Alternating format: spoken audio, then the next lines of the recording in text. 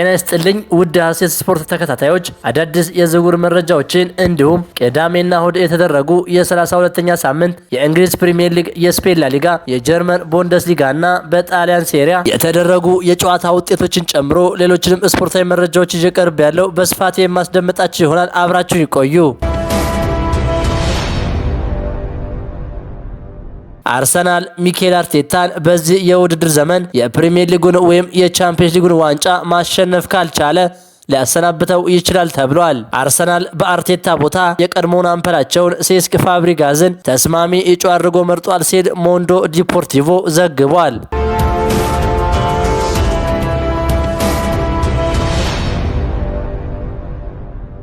ማንቸስተር ዩናይትድ በዚህ ክረምት ከፍተኛ የመሃል ክፍል ማሻሻያ ለማድረግ እየተዘጋጁ ሲሆን ክለቡ ቢያንስ 2 የአማካይ ተጫዋቾችን ለማስፈረም ገበያውን በንቃት እየተመለከተ ነው። እንደ ዘሰን ዘገባ ብሩኖ ፈርናንዴዝ በአሁኑ ጊዜ በዌስትሃም ዩናይትድ የሚገኘውን የፖርቹጋል አማካይ ተጫዋች ማቲያስ ፈርናንዴዝን እንዲያመጣ በመፈለግ በቅጥር ውይይቶች ላይ ተጽዕኖ ፈጣሪ ሚና እንደሚጫወት ይጠበቃል። ማንቸስተር ዩናይትድ ቀደም ሲል በርካታ ተተኪዎችን እየተመለከተ ይገኛል። የዌስትሃም ዩናይትዱ የአማካይ ክፍል ተጫዋች በምስራቅ ለንደን ቆይታ ወቅት ዩናይትድ በመሃል ሜዳ ላይ ብዙ ጊዜ የጎደለውን ነገር ማሳየት ይችላልም ተብሏል።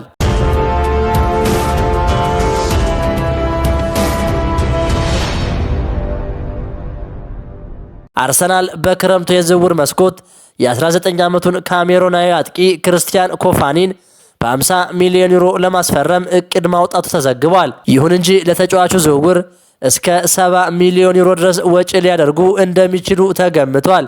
በጀርመን ቡንደስሊጋ አስደናቂ ብቃት እያሳየ የሚገኘው ኮፋኒ በፍጥነቱና በሚያሳየው አካላዊ ጥንካሬ እንዲሁም በግፊት ባለው ንቁ ተሳትፎ የበርካታ ክለቦችን ትኩረት መሳብ ችሏል። አርሰናልም ይህን ወጣት ተጫዋች የጋብሪኤል ጀሱስ ተተኪ ለማድረግ በዝግጅት ላይ ይገኛል። ክርስቲያን ኮፋኒ በዘንድሮው የ2025/26 የውድድር ዘመን በሁሉም ውድድሮች በ15 ግቦች ላይ ቀጥተኛ ተሳትፎ አድርጓል። በቡንደስሊጋው 9 ግቦችን አስቆጥሮ 4 ለግብ የሚሆኑ ኳሶችን አመቻችቶ አቀብሏል። አርሰናል ለዚህ ወጣት ተጫዋች 50 ሚሊዮን ዩሮ ኢንቨስት ለማድረግ ማቀዱ እንደ ትልቅ ቁማር ቢታይም ተጫዋቹ ያለው አቅም ግን ለወደፊቱ የክለቡ ዋነኛ ምሰሶ ሊያደርገው እንደሚችል ተገልጿል። ጋብሪኤል ጀሱስ አዲስ ኮንትራት እንደማይቀርብለትና ከክለቡ ሊለቅ እንደሚችል የሚጠቁሙ ሰፊ መረጃዎች መኖራቸው አርሰናል ኮፋኒን ለማስፈረም ያለውን ፍላጎት ይበልጥ እንዲገፋበት አድርጎታል። በመድፈኞቹ ቤት ያለው የጋብሪኤል ጀሱስ ኮንትራት ከ1 ዓመት በታች ብቻ የሚቀረው ሲሆን ክለቡ የተጫዋቹን የማደስ ፍላጎት የለውም። በመሆኑም ኮንትራቱ ሲጠናቀቅ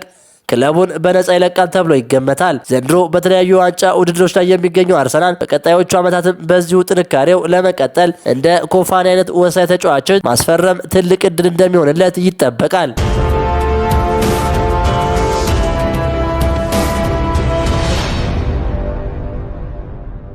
ፍራንክ ላምፓርድ ወደ ፕሪሚየር ሊጉ ተመልሷል። ኮቨንትሪ ሲቲን ከ25 ዓመታት በኋላ ወደ ፕሪሚየር ሊጉ መልሶታል።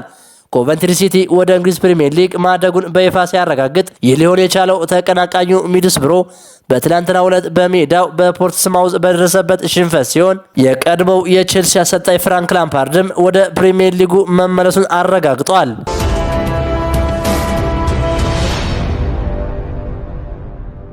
የእንግሊዝ ፕሪሚየር ሊግ የዋንጫ ሽሚያ ወደ ማጠቃለያው ምዕራፍ እየተቃረበ ባለበት በዚህ ወቅት መድፈኞቹ በኤሚሬትስ ስታዲየም ከባድ ፈተና አሳልፈዋል። በ32ኛ ሳምንት የእንግሊዝ ፕሪሚየር ሊግ በሜዳው ኤሚሬትስ ስታዲየም በርንማውዝን ያስተናገደው አርሰናል 2-1 በሆነ ውጤት ተሸንፏል። የመድፈኞቹ የፕሪሚየር ሊግ የዋንጫ ጉዞ ላይ ትልቅ እንቅፋት ተደቅኗል። አርሰናል ባልተጠበቀ ሁኔታ ሽንፈትን በማስተናገዱ የዋንጫ ተስፋው ላይ ከባድ ጥቁር ጥላ አጥልቷል። ለአርሰናል የዘንድሮው የውድድር ዘመን መከራና ደስታ የሚፈራረቁበት ሳይሆን ፈተናዎች የተደራረቡበት እየሆነ መጥቷል። ቀድሞውንም በሊግ ካፕ ፍጻሜ በማንቸስተር ሲቲ መሸነፋቸው ሳያንስ በኤፍኤ ካፕ በሳውዝሃምፕተን ያልታሰበ ሽንፈት አስተናግደው ከ8 ውስጥ መውጣታቸው የቡድኑ ደጋፊዎች ክፉኛ አስቆጥቶ ነበር። ይሁን እንጂ ለቡድኑ የባሰ መርዶ የሆነው ቅዳሜ ዕለት በፕሪሚየር ሊጉ ያስመዘገቡት ውጤት ነው። አርሰናል በገዛ ሜዳው ነጥብ የጣለ ሲሆን መድፈኞቹን ለበለጠ ቀውስ አጋልጧቸዋል። ለሻምፒዮናነቱ ትልቅ ግምት ተሰጥቷቸው የነበሩት አርሰናሎች ዛሬ ያጡት 3 ነጥብ በደጋፊዎቻቸው ዘንድ ከፍተኛ ድንጋጤንና ቁጭትን ሲፈጥር ከመጀመሪያው ደቂቃ ጀምሮ የሚታወቅበትን ፈጣንና ሳቢ የማጥቃት እንቅስቃሴ ማሳየት ተስኖት ታይቷል። የቡድኑ መሃል ሜዳም ለተጋጣሚው በርንማውዝ ክፍተቶችን ሲሰጥ ተስተውሏል። ይህ ውጤት አርሰናል በደረጃ ሰንጠረዡ አናት ላይ ያለውን ምቾት ጥያቄ ምልክት ውስጥ የከተተ ሲሆን ለተከታዮቹ ማንቸስተር ሲቲ ትልቅ አጋጣሚን የፈጠረ ሆኗል። ምንም እንኳን ሽንፈቱ መሪ ቢሆንም አርሰናል አሁንም የሊጉን ዋንጫ የመሳም ዕድሉ በጠባቡ አልተዘጋም።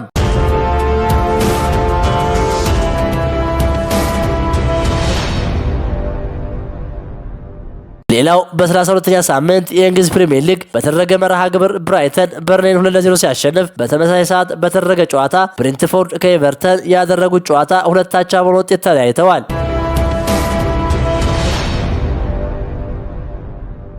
ሊቨርፑል በአንፊልድ ፉልሃምን አስተናግዶ 2-0 በሆነ ውጤት በመርታት ካለፉት ተከታታይ ሽንፈቶች በኋላ ወደ አሸናፊነት ተመልሷል። መሐመድ ሳላ ጎል በማስቆጠር በአንፊልድ ያስቆጠረው 108ኛው የሊግ ግቡ ሆኖ ተመዝግቦለታል። በክረምቱ ክለቡን እንደሚለቅ በይፋ ካሳወቀ በኋላ በአንፊልድ ያደረገው የመጨረሻ ጨዋታ በመሆኑ ለደጋፊው ልዩ ስሜት የነበረው ምሽት ነበር።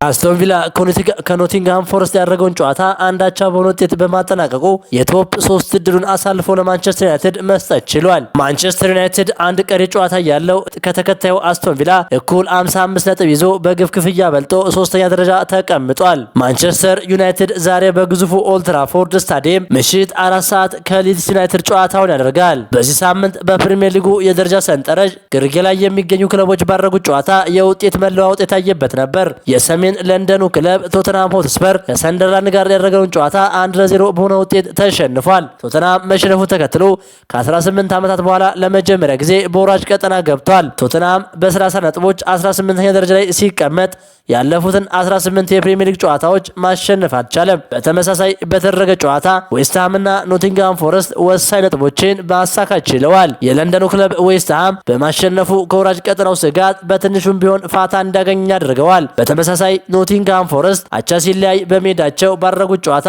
1 ነጥብ ይዘው መውጣታቸው ለቀጣይ ጉዟቸው ትልቅ ስንቅ ይሆናል። የሳምንቱን ልዩ የሚያደርገው ደግሞ ከታችኛው 6 ውስጥ የሚገኙ ክለቦች በሙሉ ነጥብ ሲጥሉ ነጥብ ማግኘት የቻሉት እነዚህ ሁለት ቡድኖች ብቻ መሆናቸው ነው። በሌላ ጨዋታ ተጠባቂው የማንቸስተር ሲቲና የቼልሲ በስታንፎርድ ብሪጅ ያደረጉት ጨዋታ በማንቸስተር ሲቲ የበላይነት ተጠናቋል። ማንቸስተር ሲቲ በሁለተኛው አጋማሽ ባሳየው ድንቅ ብቃት ቼልሲን በሜዳው 3-0 በሆነ ሰፊ ውጤት በማሸነፍ ከመሪው አርሰናል ጋር ያለውን የነጥብ ልዩነት ወደ 6 ዝቅ ማድረግ ችሏል። በመጀመሪያው አጋማሽ ቼልሲዎች የተሻሉ የጎል ዕድሎችን ፈጥረው የነበረ ቢሆንም ማርክ ኩኩሬላ በ16ኛው ደቂቃ ያስቆጠረው ጎል በቫር ታይቶ ተሰርዟል። የማንቸስተር ሲቲው ግብ ጠባቂ ዶናሩማ የፔድሮ ኔቶንና የኮል ፓልመርን አደገኛ ሙከራዎች በማዳን ቡድኑን ታድጓል። ቼልሲ በተከታታይ ግብ ሳያስቆጥር 3 የሊግ ጨዋታዎች ሲሸነፍ ከ1998 በኋላ ለመጀመሪያ ጊዜ ነው። ሰማያዎቹ ካለፉት 7 ጨዋታዎች ማሸነፍ የቻሉት አንዱን ብቻ ሲሆን በተጨማሪም ካለፉት 5 የፕሪሚየር ሊግ ጨዋታዎች 4 ጨዋታዎች ተሸንፈዋል። በሜዳው ባደረጋቸው ያለፉት 5 ጨዋታዎች ግብ ሳይቆጠርበት መውጣት አልቻለም። ይህ ድል ማንቸስተር ሲቲ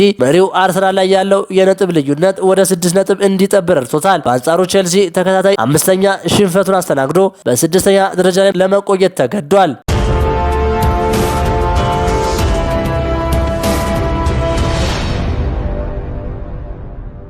በስፔን ላሊጋ መርሃ ግብር የላሊጋው መሪ ባርሴሎና ከስፓኞል ጋር ያደረገውን የካታላን ደርቢ ጨዋታ 4-1 በሆነ ሰፊ ውጤት አሸንፏል። የባርሴሎናን የድል ግቦች ፌራን ቶሬዝ 2 ግቦችን ከመረብ ሲያገናኝ ቀሪዎቹን የማሸነፊያ ግቦች ላሚን ያማልና ማርከስ ራሽፎርድ አስቆጥረዋል። ለስፓኞል ብቸኛዋን ግብ ሎዛኖ ከመረብ ማሳረፍ ችሏል። ባርሴሎና ላሊጋውን በ9 ነጥብ ልዩነት መምራት ጀምሯል።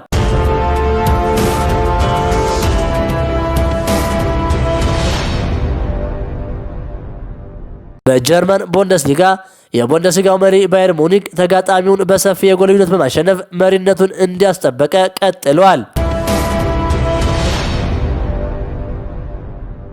በጣሊያን ሴሪያ መርሃ ግብር ኤሲ ሚላን ከዩዲኔዜ ጋር ያደረገውን ጨዋታ 3-0 በሆነ ውጤት ሲሸነፍ መሪው ኢንተር ሚላን ከኮሞ ጋር ያደረገውን ጨዋታ 4-3 በሆነ ውጤት በማሸነፍ መሪነቱን አስቀጥሏል። በአሰልጣኝ ሴስክ ፋብሪጋስ የሚመራው ኮሞ ከ7 ጨዋታዎች በኋላ ሽንፈት አስተናግዷል።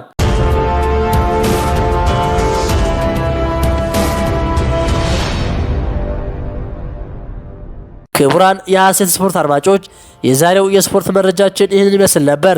ሐሳባችሁን በኮሜንት አጋሩኝ። ለሌሎችም እንዲደርስ ሼር አድርጉት። ቸር ተመኘን።